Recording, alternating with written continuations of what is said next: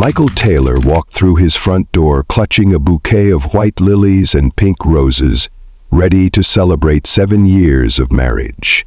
What he found instead shattered his world.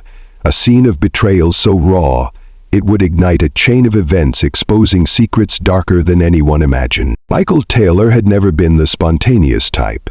He followed a simple routine: up at 6, coffee by 6:30, and at his desk in the accounting firm by 8. Life was predictable, quiet, and safe. That's how he liked it. But on May 14th, his and Jennifer's 7th wedding anniversary, Michael decided to break routine. For once, he wanted to do something unexpected, something meaningful. He left work early, stopping by the florist on Willow Street to pick up a bouquet of Jennifer's favorite flowers, white lilies and pink roses. The woman behind the counter wrapped them carefully in soft paper and wished him a happy anniversary. He smiled and thanked her, thinking about how surprised Jennifer would be. Driving home, Michael felt a rare lightness in his chest. He thought about how they first met at a college seminar on small business taxes. She had laughed at one of his dry jokes, and that laugh had hooked him. Their relationship had its bumps like any marriage, but they made it work. Or so he thought. With the flowers on the passenger seat and a bottle of wine in the back, he imagined a quiet evening together. Dinner, laughter, maybe a walk. He had even reserved a table at a local restaurant, but changed his mind, thinking a homemade night would feel more personal. When he pulled into the driveway, something seemed off. Jennifer's car was there, but the curtains were drawn in the living room, and the house had a stillness that felt strange for late afternoon. He unlocked the front door quietly, wanting to surprise her. The smell of her lavender candles hit him immediately, and he smiled. Everything felt normal at first. He set the flowers on the hallway table and walked toward the bedroom. That's when he heard it. Faint noises, muffled but unmistakably intimate. For a moment his mind refused to accept it. Maybe the TV was on, maybe she was on the phone. But as he moved closer, the sounds became clearer. He opened the bedroom door slowly, and the sight stopped his heart. Jennifer was in bed, with someone else. His wife, his partner of 7 years, wasn't just cheating, she was doing it in their home, in their bed, on their anniversary. The man turned, startled, and in that instant the flowers slipped from Michael's hand and hit the floor. Michael stood frozen in the doorway, his breath caught somewhere between his chest and throat. The room, once a place of shared memories and quiet nights, now looked unfamiliar, tainted. The bed was a mess of tangled sheets and exposed betrayal. Jennifer scrambled to cover herself, her face a mask of shock and fear, but Michael's eyes were already locked on the man beside her. It was Kyle Benton. The realization didn't hit all at once. At first, Michael's brain tried to file the man's face under strangers, random mistakes. But then came the flood of recognition. Kyle, the friend from his teenage years, the boy who once shared a tent on summer camping trips and played pickup basketball after school. They hadn't spoken in nearly a decade, not since Kyle's life veered down a troubled path of failed business ventures, debt, and rumors of criminal activity. Michael had assumed Kyle had left town for good, and now he was here, in his house, with his wife. Michael's thoughts spun. How long had this been going on? How had he not seen it? Jennifer and Kyle barely knew each other, or at least, that's what he had believed. Had it started as an accident, a one-time mistake? Or was it something else entirely? Planned, deliberate, sustained. The silence in the room was suffocating. The only sound was the low hum of the ceiling fan and the dull throb of blood rushing in Michael's ears. He backed away, then stopped, unsure what to do. His hands were trembling, his pulse racing. He felt a surge of heat rise from his chest, then a sharp coldness that made his limbs heavy. This wasn't just about betrayal. It was humiliation, confusion, rage. And it all bubbled to the surface at once. His gaze shifted from Jennifer's tearful eyes to Kyle's narrowed stare. There was no guilt in it, no shame, just annoyance, like Michael was the one intruding. That look sent something sharp and dark twisting through him. The flowers still lay on the floor, their petals crushed. Michael had brought them to celebrate love, to remember a promise made 7 years earlier. Now they looked like a joke, a cruel punchline to a moment that had shattered everything, and it was only the beginning. Michael didn't remember picking up the lamp. Later he would try to piece together the seconds that followed the shock, but they remained blurry. Like a dream fading, the harder you try to remember it. One moment he was staring at Kyle in disbelief. The next, he was gripping the heavy ceramic lamp from the nightstand, its cord snapping free as he yanked it up with a force he didn't recognize in himself. Kyle stood up, fast and aggressive, like he'd been expecting a confrontation. The movement wasn't defensive, it was calculated, a challenge more than a retreat. That slight shift in Kyle's body, that squared-off stance, pushed something primal to the surface in Michael. All the anger, pain, and confusion poured into a single motion. The lamp came down hard. It hit Kyle on the shoulder first, then again on the side of the head as he turned away. He stumbled backward, crashing into the dresser. Jennifer screamed, sharp and panicked, but Michael barely registered the sound. Time slowed as Kyle tried to push himself up, blood now running down his face. Michael stood above him, chest heaving, lamp still in hand but shaking.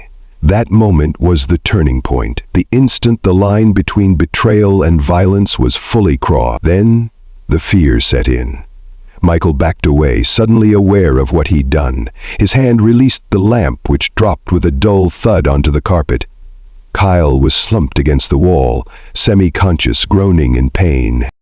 Jennifer was crying now, pleading, but her voice was distant to him, like a radio playing in another room.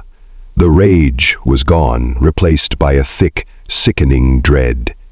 Michael stepped out of the room, his breath ragged. He looked at his hands, smeared with blood, and felt the weight of the moment settle onto his shoulders.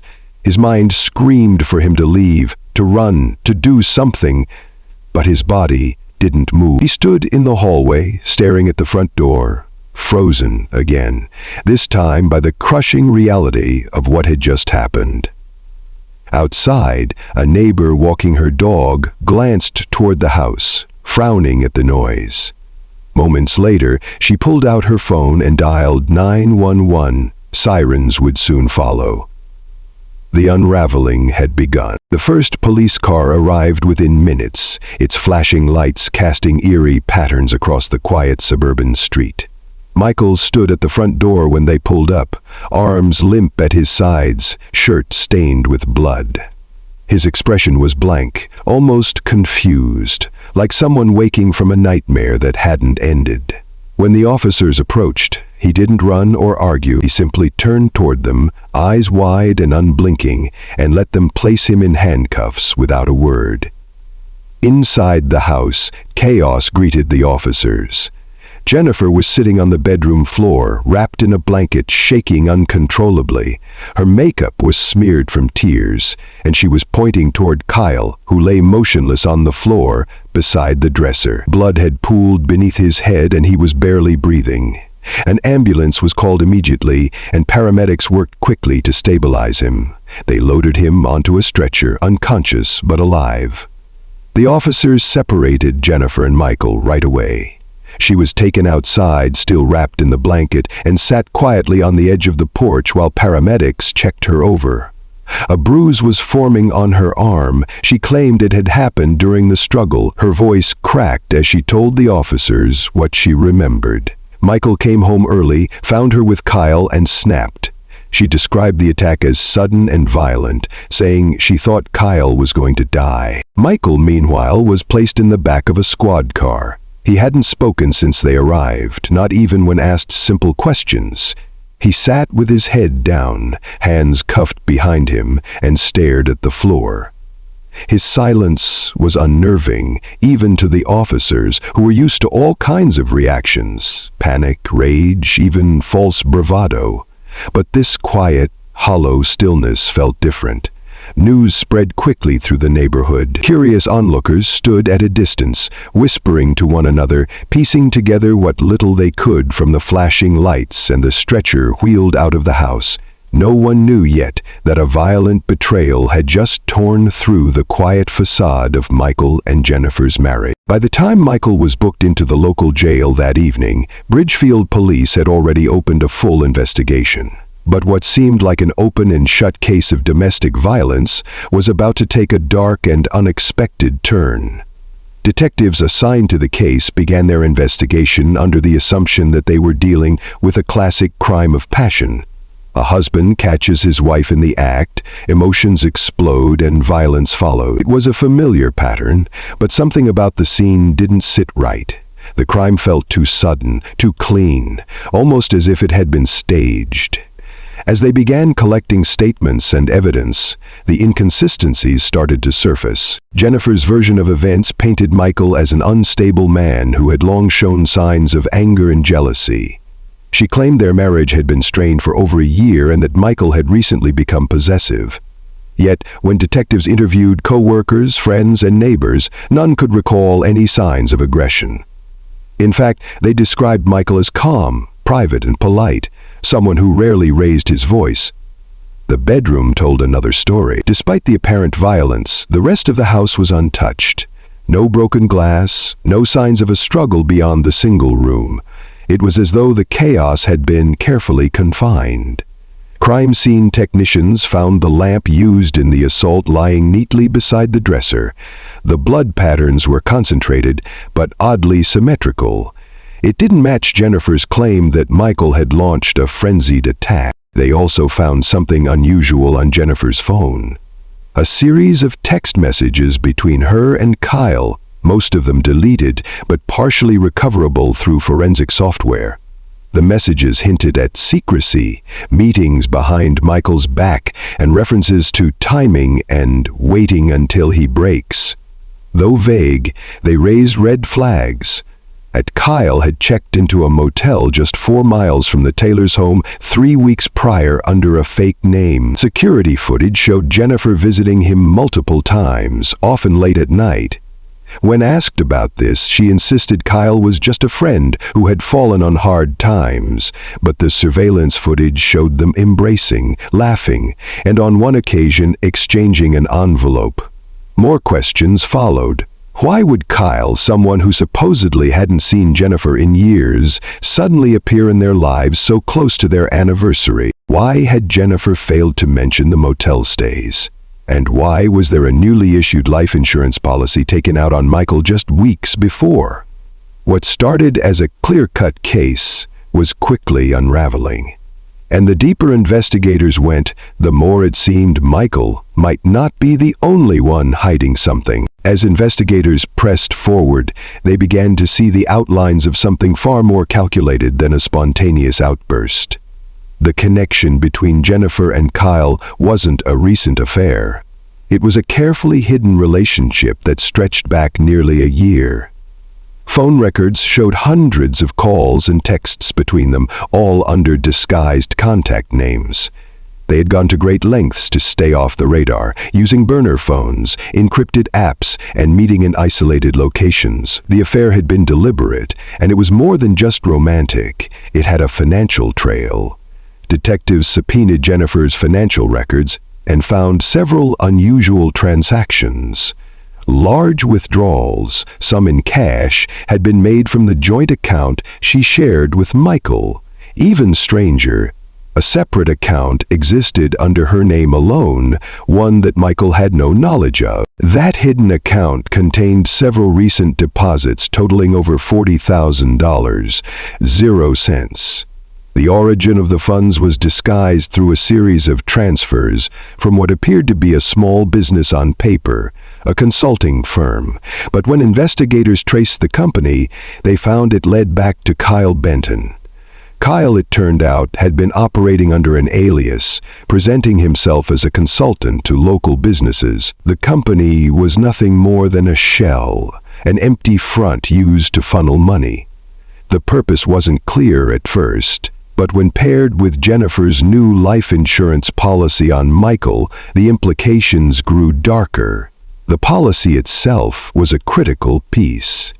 Just 2 months before the attack, Jennifer had taken out a $750,000 0-cents life insurance policy on Michael, naming herself as the sole beneficiary. She had forged his signature, and due to the policy being issued through a digital service with minimal verification, it had gone unnoticed. That raised a new possibility. Was the confrontation meant to go differently? Had something gone wrong with the plan? Detectives began to suspect that the goal wasn't just infidelity. It was elimination. With Michael gone, Jennifer would inherit the insurance money, potentially cash out what remained of their joint assets, and leave town with Kyle. At the end of which, Emily Moss had convincingly outpredicted that the other man was the killer who had killed them both.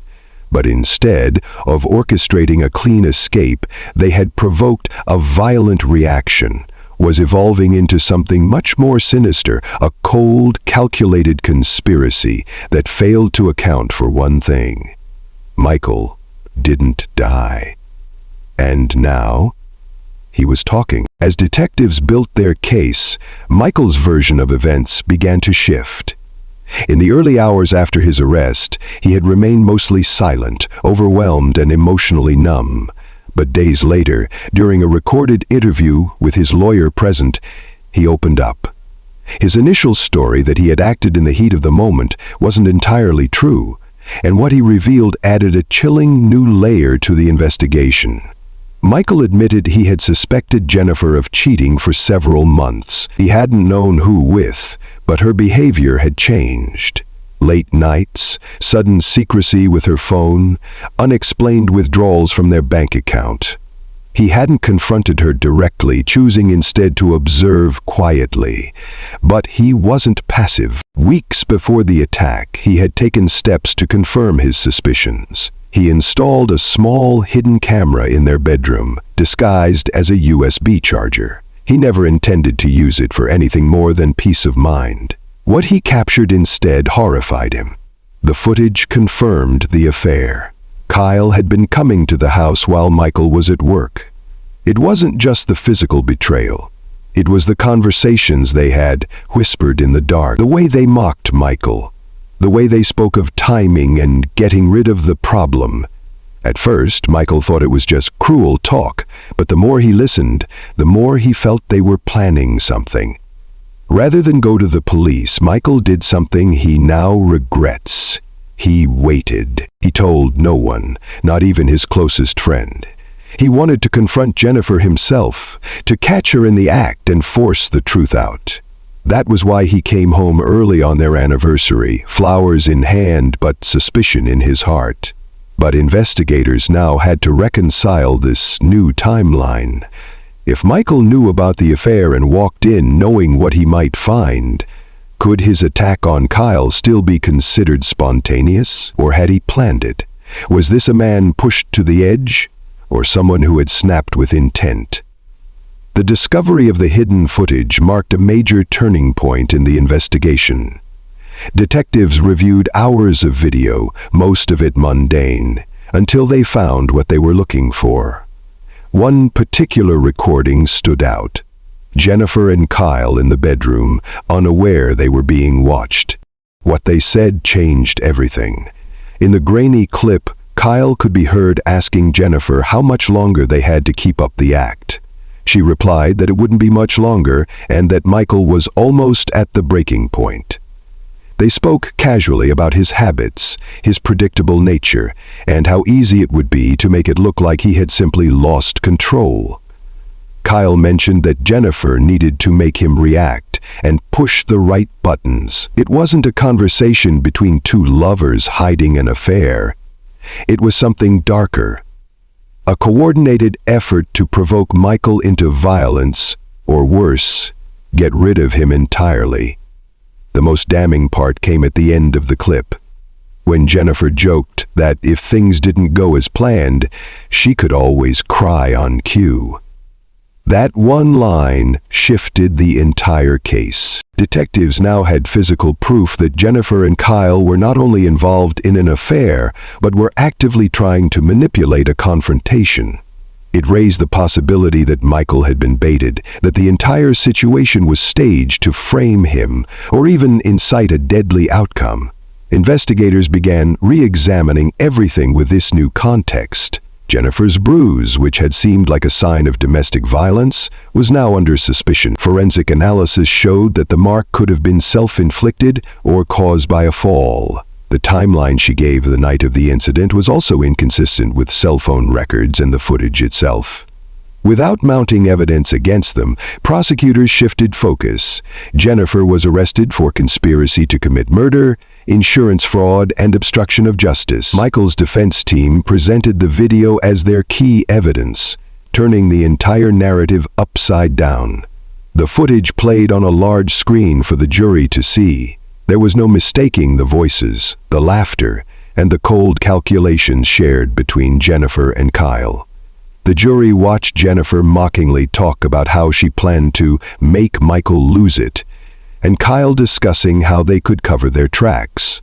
The chilling casualness of their conversation stunned everyone in the courtroom.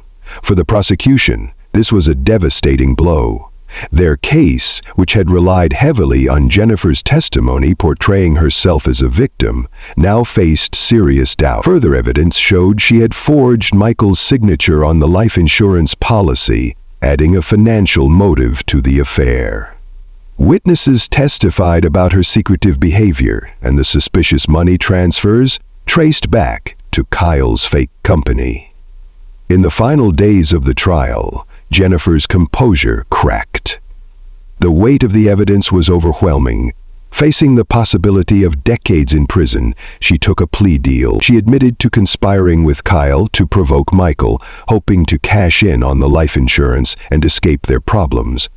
Kyle, severely injured but cooperative, agreed to testify in exchange for a reduced sentence. The verdict was unexpected but clear. Michael was found not guilty of assault and attempted murder.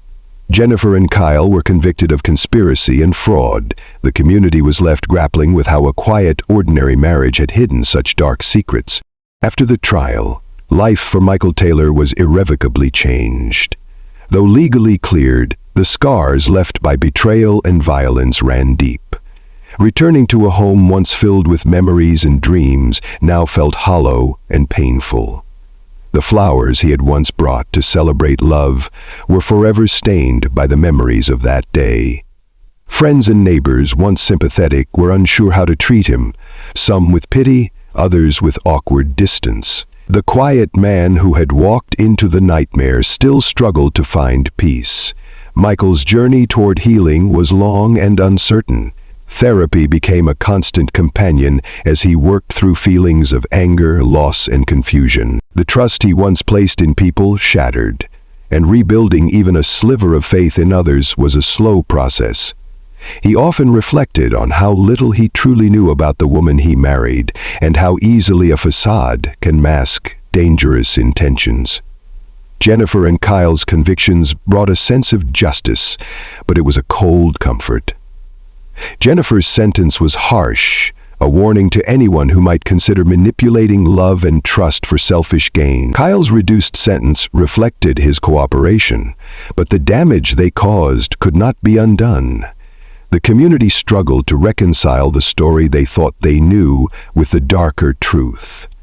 The quiet, suburban street where the Taylors lived became a reminder that appearances could be deceiving, and that evil can hide behind the most ordinary doors. For Michael, the future was uncertain, but held a faint glimmer of hope. He began volunteering at a local support group for victims of domestic abuse and betrayal, turning his pain into purpose. Slowly, he found moments of peace in helping others rebuild their lives. His story became a cautionary tale, shared quietly but powerfully, a reminder that sometimes the greatest danger comes not from strangers, but from those closest to us. Though the past would always haunt him, Michael learned to live again, carrying the weight of his experience but refusing to be defined by it. His anniversary no longer marked celebration but survival, a testament to endurance in the face of heartbreak and betrayal. And while some wounds never fully heal, his journey toward forgiveness and strength had only just begun.